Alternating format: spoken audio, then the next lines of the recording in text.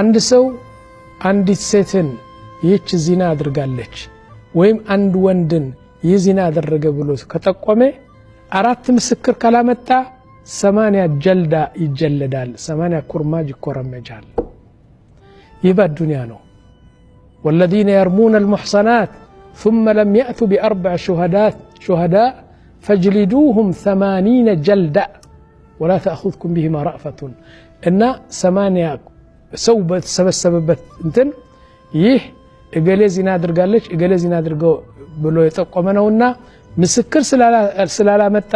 80 ጀልዳ ይጀለዳል ይቆረመጃል ይገረፋል ማለት ነው ምስክር አራት ምስክር ማለት ምን እንደሆነ ታውቃላችሁ በአይናቸው የሰውየው ብልት በሴትዋ ብልት ገብቶ ማየት አለበት እንጂ አብሮተኙ ራቆታቸው ነው የተኙ ቤት ዘግተው ተኙ አይሆንም ይሄ ነገር እውነቴ ነው ራቆታቸው ሁለታቸው አልጋ ብታያቸው የሱ ብልት በሷ ብልት ገብቶ ካላየህ ያኒ ዚና አድርገዋል ማለት አይበቃ አደገኛ ነው በጣም አደገኛ ነው